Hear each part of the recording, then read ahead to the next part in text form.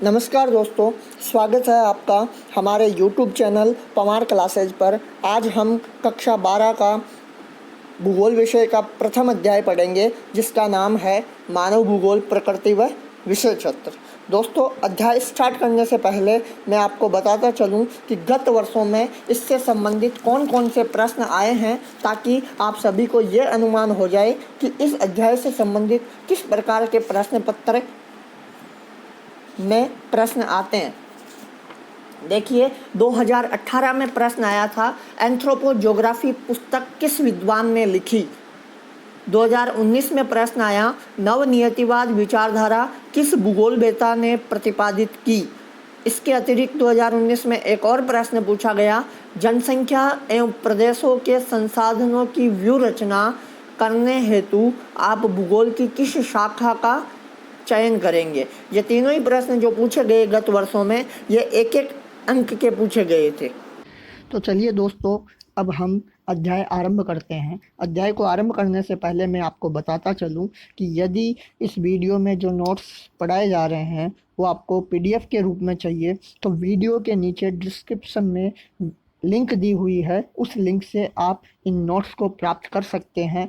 यदि आप notes download करने में असक्षम है तो मुझे व्यक्तिगत व्हाट्सएप पर मैसेज कर कर नोट्स प्राप्त कर सकते हैं।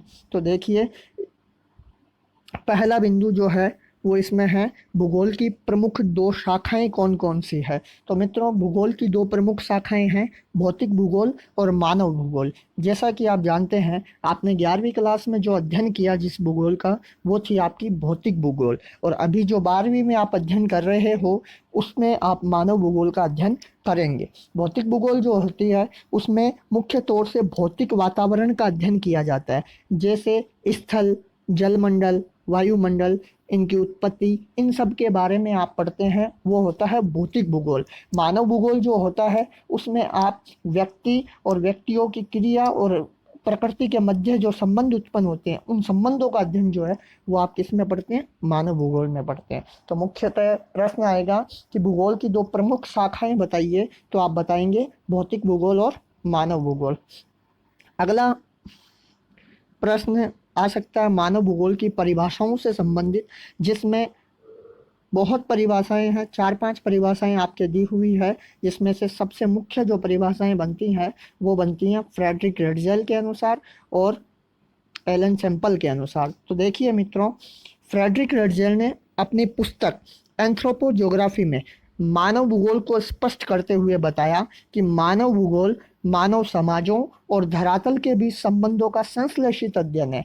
फ्रेडरिक रेडजेल ने क्या बताया, वापस देखिए, कि मानव भूगोल जो है वो मानव समाजों और धरातल के बीच संबंधों का संश्लेषित अध्ययन है। मतलब ये तो मानव और धरातल जो है, इनके मध्य जो संबंध स्थापित होते हैं, उन संबंधों का संश्लेषित अध्ययन। संश्लेषण का मतलब ये होता है मिलना जुलना। तो इनके तालमेल से जो अध्ययन किया जाता है, इनके तालमेल का जो अध्ययन किया जाता है, वो आपका कहलाता है मानव भूगोल। ये किसने कहा? फ्रेडरिक रेडजेल ने कहा।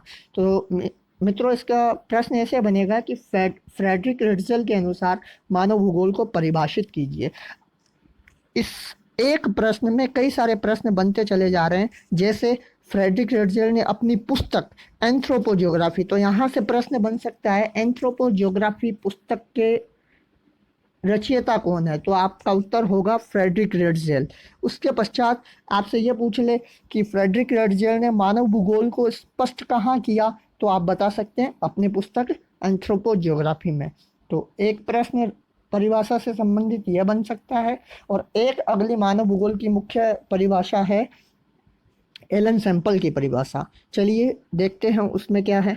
रेडजेल की शिष्या व प्रसिद्ध अमेरिकन भूगोलवेत्ता एलन सैम्पल के अनुसार, यह एलन सैम्पल जो थी ये रेडजेल की शिष्या थी और अमेरिका की प्रसिद्ध भूगोलवेत्ता थी। तो इन्होंने क्या बताया, मानव भूगोल चंचल मानव और अस्थायी पृथ्वी के पारस्परिक परिवर्तनशील संबंधों का अध्ययन है। मानव भूगोल क्या है? चंचल मानव, मतलब मानव ऐसा जो चंचल है, जो क्रियाशील है, क्रियाशील जो मानव है, और अस्थाई पृथ्वी है, और पृथ्वी भी स्थायी नहीं है, अस्थाई है। इन दोनों के मध्य परस्पर एक दूसरे में जो परिवर्तनशील संबंध है, जो संबंध है जो बार बार बदलते रहते हैं, इनका अध्ययन करना ही क्या कहलाता है? मानव भूगोल कहलाता है। तो ये कहा था एलन सैंपल ने। इसका 1 नंबर का प्रश्न ऐसे भी बन सकता है कि एलन सैंपल कौन थी? तो आप बताएंगे एलन सैंपल रेडजेल की शिष्या व प्रसिद्ध अमेरिकन भूगोलवेत्ता थी। आगे देखिए मित्रों, एक प्रश्न पूछा जाता है कि मानव भूगोल के विषय क्षेत्र के विभिन्न पहलुओं को आरेख बनाकर दर्शाइए, बताइए। तो आप जो आरेख सामने देख पा रहे हैं, मानव भूगोल का यह अध्ययन क्षेत्र है। मानव भूगोल में इन इन चीज़ों का विशेष तौर से अध्ययन किया जाता है। जनसंख्या, प्रदेश के प्राकृतिक संसाधन, सांस्कृतिक वातावरण, कालिक अनुक्रम, अन्य प्रदेशों से संबंध, नियोजन व प्रादेशिक संगठन, इन सभी बिंदुओं का मानव भूगोल के अंतर्गत अध्ययन किया जाता है। मित्रों, यह प्रश्न आरेख बनाकर पूछे तो आप इस प्रकार से आरेख बना करके उत्तर दे सकते हैं। यदि प्रश्न सीधा पूछ ले कि मानव भूगोल के अंतर्गत किन चीज़ों का अध्ययन किया जाता है, तो आप इन्हीं 6 बिंदुओं को सीधे पॉइंट वाइज लिख करके उत्तर दे सकते हैं। और इसके प्रकारों में एक सबसे महत्वपूर्ण प्रकार कालिक अनुक्रम, इसको आपको विशेष ध्यान से पढ़ना है, क्योंकि इसका 1 नंबर में प्रश्न पूछा जा सकता है कि कालिक अनुक्रम क्या है अथवा कालिक विश्लेषण क्या है। इसे कालिक विश्लेषण भी कहा जाता है। तो देखिएगा, मानव समाज और उसके भौगोलिक संबंध स्थिर नहीं होते हैं, अपितु सभी संबंध क्रियात्मक होते हैं। मतलब कि मानव और उसके भौगोलिक संबंध जो है, मानव और प्रकृति, भौगोलिक प्रकृति जो है, उसके बीच में जो संबंध है वो स्थिर नहीं है, वो क्रियात्मक है। मतलब वो बदलते रहते हैं, कभी कुछ तो कभी कुछ। मानव प्रकृति का यूज करता रहता है और प्रकृति भी मानव को प्रभावित करती रहती है, कभी वर्षा करके, कभी भूकंप से, कभी किसी से, कभी किसी से। तो ये कहने का तात्पर्य है कि इनका संबंध जो है वो क्रियात्मक है। इन सभी संबंधों का समयानुसार अध्ययन करना ही क्या कहलाता है? कालिक अनुक्रम या कालिक विश्लेषण कहलाता है। आगे देखिए दोस्तों, अब जो बिंदु है ये सबसे महत्वपूर्ण बिंदु है परीक्षा की दृष्टि से। इससे हर बार एक न एक प्रश्न तो पूछा ही जाता है। बिंदु है मानव भूगोल की संकल्पनाएं या विचारधारा। तो विचारधारा का मतलब मानव भूगोल के संदर्भ में क्या विचार दिए गए लोगों के द्वारा। तो उससे पहले आपको यह समझने की आवश्यकता है कि मानव भूगोल है क्या। तो मोटे तौर पर यदि हम देखें तो मानव भूगोल क्या है? व्यक्ति और प्रकृति के मध्य संबंध जो है, उन संबंधों को दर्शाने वाली जो चीज़ है वही क्या है? मानव भूगोल है। अब मानव भूगोल से संबंधित कितनी विचारधाराएं थी? 3 विचारधाराएं, नियतिवाद, संभववाद और नवनियतिवाद विचारधारा। इन विचारधाराओं को दोस्तों आप कालांतर से जोड़ के यदि देखें, आप सीक्वेंस से इनके नाम याद करें, नियतिवाद विचारधारा, संभववाद विचारधारा, नवनियतिवाद विचारधारा, और इनको कालांतर से इस तरीके से जोड़े कि नियतिवाद विचारधारा सबसे प्राचीन विचारधारा, संभववाद विचारधारा जो मध्य की विचारधारा थोड़ा समय गुजरने के बाद की, और नवनियतिवाद जो आज के आधुनिक दौर में जो विचारधारा है ये। तो इससे क्या होगा? इससे ये होगा कि आपको इसको समझने में बहुत आसानी होगी। जैसे नियतिवाद विचारधारा, नियतिवाद विचारधारा के संदर्भ में आप इस चीज़ को जोड़ के देखें कि प्राचीन समय में क्या था, जब मानव को किसी प्रकार का कोई ज्ञान नहीं था, ज्ञान का मानव के पास में अभाव था, तब प्रकृति जब अपना प्रकोप दिखाती, जैसे बिजली की गर्जना होती, तो मानव भयभीत हो जाता कि ये क्या हो रहा है, क्योंकि मानव को कोई साइंटिफिकली फैक्ट पता नहीं था कि बिजली की गर्जना क्यों हो रही है, कैसे हो रही है, इसका परिणाम क्या होगा। तो मानव जो था वो डर जाता, भयभीत हो जाता। तो इस विचारधारा में कौन प्रभावशाली थी, कौन ज़्यादा शक्तिशाली थी? प्रकृति। और डर कौन रहा है? मानव। तो मानव को प्रकृति का दास कहा जाता है, जा सकता है, और प्रकृति जो है वो मानव पर क्या है? प्रभावी है, मतलब वो राजा है।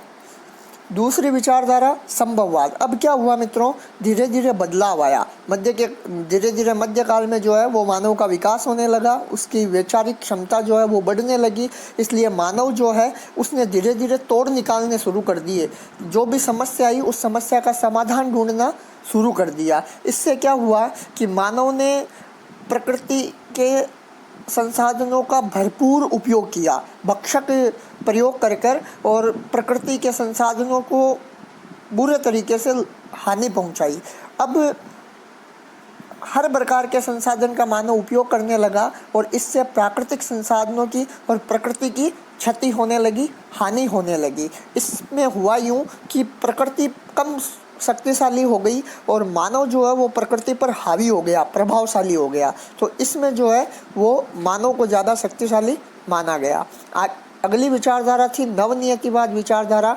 नवनियतिवाद विचारधारा जो है, इस विचारधारा में प्रकृति और मानव के सामंजस्य पर बल दिया जाता है कि इसमें न तो प्रकृति ज़्यादा शक्तिशाली है और न मानव ज़्यादा शक्तिशाली है। दोनों में यदि सामंजस्य रहा, संतुलन रहा, तो मानव प्रकृति पर विजय प्राप्त कर सकता है। अब देखिए मित्रों, इसमें एक प्रवर्तक से संबंधित प्रश्न आता है। मतलब नियतिवाद की विचारधारा जो है, इस विचारधारा का प्रतिपादन किया था फ्रेडरिक रेडजेल ने। मतलब इसको दिया था फ्रेडरिक रेडजेल ने। संभववाद विचारधारा का निर्माण किया था विडाल डिला ब्लास ने और नवनियतिवाद विचारधारा का निर्माण किया था ग्रिफिथ टेलर ने। ठीक है, तो एक प्रश्न यहाँ से बन सकता है एक नंबर का कि नियतिवाद विचारधारा के प्रवर्तक का नाम बताइए, या संभववाद विचारधारा का प्रवर्तक का नाम बताइए, या फिर नवनियतिवाद विचारधारा के प्रवर्तक का नाम बताइए। इनके नाम के साथ में आप इनके राष्ट्र का अवलोकन जरूर करें कि ये कहाँ से संबंधित है। फ्रेडरिक रेडजेल जर्मन निवासी थे, विडाल डिला ब्लास फ्रांस निवासी थे और ग्रिफिथ टेलर ब्रिटिश या ब्रिटेन के निवासी थे। आगे मैंने लिख रखा है नोट्स में कि इनमें प्रभावशाली कौन था। तो आपने अभी समझा था कि नियतिवाद विचारधारा सबसे प्राचीन थी और प्राचीन में प्रकृति ज़्यादा शक्तिशाली थी और बाद में संभववाद विचारधारा में धीरे धीरे मानव ने तोड़ निकाले, हर समस्या का समाधान निकाला और मानव अधिक शक्तिशाली हो गया। उसके पश्चात जो अंतिम विचारधारा थी नवनियतिवाद की विचारधारा, उसमें प्रकृति और मानव के सामंजस्य पे, संतुलन पे बल दिया गया। दोनों की प्रधानता को इसमें स्वीकार किया गया। आगे देखिए दोस्तों, एक महत्वपूर्ण प्रश्न कि नवनियतिवाद विचारधारा से आप क्या समझते हैं। नवनियतिवाद विचारधारा क्या है, आइए देखते हैं। नवनियतिवाद विचारधारा के अंतर्गत मानव प्राकृतिक नियमों की अनुपालना कर प्रकृति पर विजय प्राप्त कर सकता है। देखिएगा नवनियतिवाद विचारधारा क्या है। इसमें यह कहा गया कि न तो प्रकृति अधिक शक्तिशाली है और न ही मानव अधिक शक्तिशाली है। हाँ, प्रकृति द्वारा कुछ जो नियम है, कुछ जो सीमाएं हैं, उन सीमाओं में यदि मानव रहता है तो वो प्रकृति पर विजय प्राप्त कर सकता है। इस विचारधारा को रुको और जाओ के नाम से भी जाना जाता है। इस विचारधारा का दूसरा नाम क्या है? रुको और जाओ। एक नंबर का प्रश्न यहाँ से पूछा जा सकता है कि नवनियतिवाद विचारधारा को अन्य किस नाम से जाना जाता है? तो रुको और जाओ के नाम से जाना जाता है, ध्यान रखिएगा। इस विचारधारा का प्रतिपादन ग्रिफिथ टेलर ने किया। एक नंबर का प्रश्न यहाँ से भी पुटअप हो सकता है कि नवनियतिवाद विचारधारा का प्रतिपादन किसने किया? तो ग्रिफिथ टेलर ने किया। मैं समझता हूँ कि आपको भली भांति समझ में आ गया होगा। अगला बिंदु देखिए, मानव भूगोल के विकास को निम्न युगों अथवा भागों में बांटा गया है। आपको एक नंबर में प्रश्न किया जा सकता है मित्रों कि मानव भूगोल के विकास को निम्न युगों में बांटा गया है, तो वो युगों के नाम बताइए या फिर भागों के नाम बताइए। तो आप ये 3 भाग बता सकते हैं, प्राचीन काल, मध्यकाल और आधुनिक काल।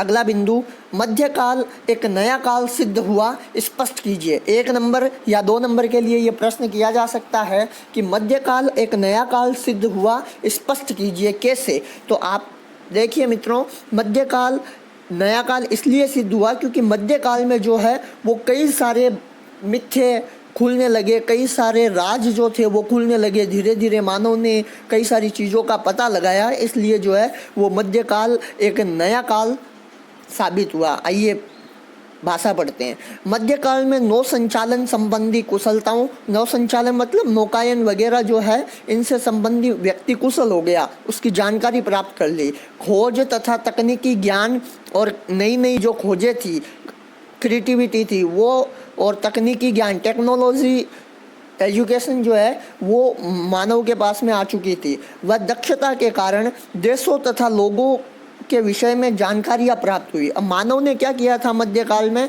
कि तकनीकी ज्ञान प्राप्त कर लिया, कई सारी खोजें की और नौ संचालन संबंधी कुशलताओं को प्राप्त किया। तो इन सभी से देशों में के लिए और लोगों के विषय में जो है वो जानकारी प्राप्त हुई मानव को, जिससे मिथक व रहस्य खुलने लगे। मिथक मतलब झूठी चीज़ें और रहस्य मतलब राज खुलने लगे। किस चीज़ के? जैसे मान लो अपन नौकायन का उदाहरण लेते हैं। नौकायन में कुशलता प्राप्त करने के पश्चात मानव का ये मिथक टूट गया। पहले मानव सोचता था कि पानी में कभी भी चला या ट्रैवल नहीं किया जा सकता, लेकिन जब नौकायन का आविष्कार हुआ तो मानव का ये मिथक टूट गया कि पानी में ट्रैवल नहीं किया जा सकता या पानी में चला नहीं जा सकता। आई होप कि आप समझ पाए होंगे। इस कारण यह जो है वो नया काल सिद्ध हुआ था। अगला बिंदु, मानव भूगोल का 1930 के दशक में दो रूपों में विभाजन हुआ, सांस्कृतिक भूगोल, आर्थिक भूगोल। मित्रों, इसका दो रूपों से प्रश्न किया जा सकता है। एक कि मानव भूगोल का 1930 के दशक में दो रूपों में विभाजन हुआ, बताइए वे दो रूप कौन से हैं। या फिर प्रश्न ऐसे किया जा सकता है कि सांस्कृतिक भूगोल और आर्थिक भूगोल का विभाजन कब किया गया, तो इसका उत्तर हो जाएगा 1930 में। अगला, मानव भूगोल की उपशाखाएं बताइए, तो इसका प्रश्न आ सकता है कि मानव भूगोल की कोई चार या फिर कोई दो उपशाखाएं बताइए। तो ये 5 उपशाखाएं हैं, जिनमें से आप कोई भी 4 याद कर लें, और जैसे राजनीतिक भूगोल, सामाजिक भूगोल, चिकित्सा भूगोल, आर्थिक भूगोल और सांस्कृतिक भूगोल। आगे एक एक नंबर के प्रश्नों के लिए आप देख पा रहे हैं।